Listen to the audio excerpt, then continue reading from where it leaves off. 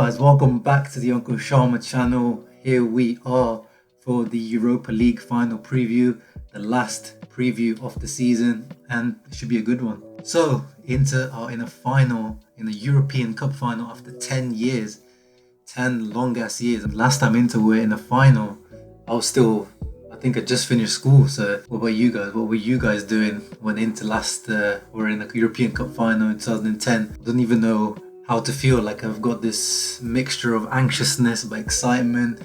I'm looking forward to it. As we know, it's not going to be easy. We're at the last checkpoint, the most hard checkpoint. Sevilla are not an easy team. Sevilla are the owners of this competition. This competition is their little bitch. They're the team that has won this competition the most. Between 2013 and 2016, they won it 3 times in a row, which is absolutely nuts. They haven't won it since 2016, since Unai Emery, Mr. Good Evening, left the club. But still, when you have that football heritage, as Mourinho would say, it's always, you think these kind of intangibles don't play a part, but they do. And Sevilla definitely have that experience and this intangible connection with this trophy that should never be underestimated. Obviously, Inter coming from great form. We finished the Campionato, the Serie A, in really good form, finishing second, 1 point behind Juve, best defense, least losses, and then we took that into the Europa League as well. Putting all the teams aside, the Getafe match was probably our hardest match until now. That physical terrorist football. That was not a good match for both teams, but after that, Leverkusen, a big improvement, and then Shakhtar last match was an absolute masterclass. That's probably the best Inter have played in terms of how Conte's plan was carried out to perfection, and obviously the ruthlessness as well. And that's probably what I'm expecting in the next match, because Sevilla are an organised team. They are not the most supremely talented on an individual level, probably a little bit better than Shakhtar obviously, but still nothing too outstanding. The standout player for me, of course, is a player that used to play for us, Banega, maybe the most press resistant midfielder in Europe for the past 10-15 years, one of, if not the most.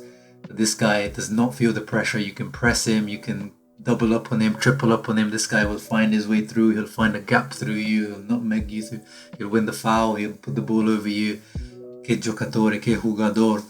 And I was so sad to see him leave Inter. He had an okay time at Inter. He had some real highs, and then there was some real okay moments. But I was sad to see him leave for only 9 million or something. But it just never really worked out, and he came at the wrong time. And he's the one that we need to watch, because he's the one they rely on to get out of tricky situations, to create. He's the playmaker. He's a bit of everything, and he even works hard. One of the criticisms about Banega in his career is maybe he's a bit lazy and his off-field antics, but now he's experienced. He's a 32-year-old. He knows what he's doing on that pitch. Against Man United, I watched him and he was chasing the goalkeeper. He was pressing right until the end, and it's his last season with the Sevilla, and he's been putting in masterclass after masterclass in the last few matches. I've watched most of the Sevilla matches in the Europa League. Against Roma, he bullied Roma's midfield, and then against United, it was a good battle between him, Pogba, and the other guys, but he definitely won that battle. Lineup, Sevilla should be lining up with a 4-3-3. That's their formation. Julian Lopetegui, that's his favourite formation,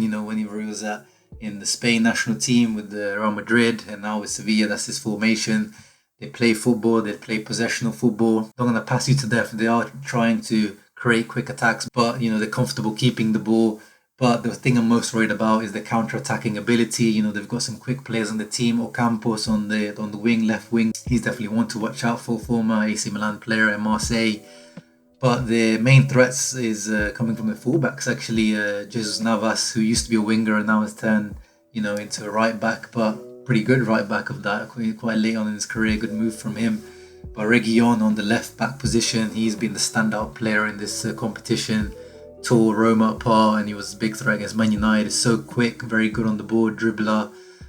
He likes to get into the box, so he's not one of those guys who's just going to be on the outside. He comes inside as well, and they both have great delivery, so that's where I'm worried. Apart from that, I don't think they have too much threat. We know Suso. We know Suso very well, don't we, Inter fans? This guy used to play for AC Milan, obviously, for 4 or 5 years.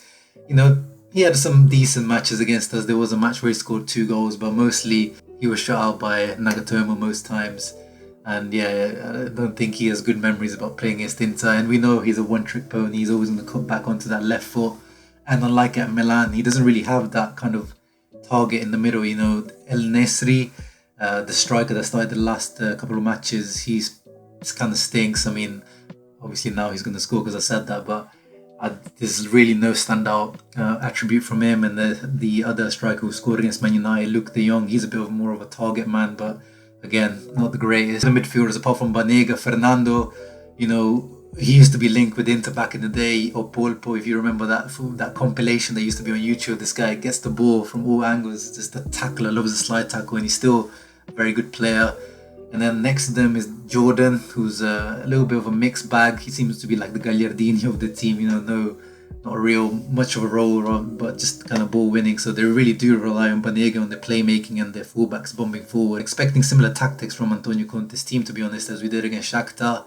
Sitting back, inviting Sevilla a little bit more forward. I don't think we're going to sit as deep, because I think we were really worried about the Shakhtar wingers and the CAM, you know, because they have 4 attackers that are really quick. I feel like it'll be a little bit of a mix. I'm expecting a bit more pressing, especially making sure that Banega doesn't get too much time on the ball. Banega usually play left centre mid, so our right centre mid, who should be the one looking after him, so it should be Barella. And on the other side, you know, Gagliardini and then Brozovic versus Fernando.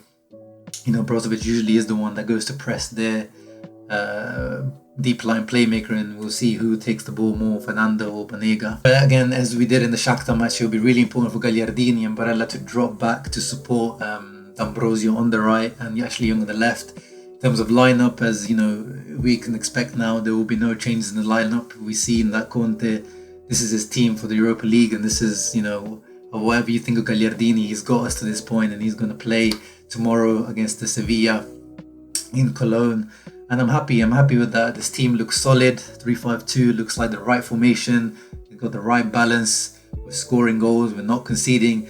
You know, we're barely conceding shots on goal. So I'm really impressed with the defensive work that's been put in by the team. We're very cheapskates with giving shots on goal now. Handanovic hasn't had much to do in the Europa League matches, and I want that to continue. You know, it'll be a cagey affair. I'm not expecting a high-scoring match like it was against Shakhtar.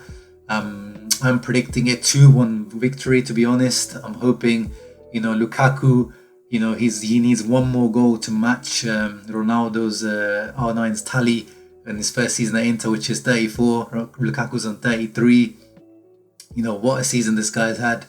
There's a side of me, you know, because I'm a big Ronaldo fan.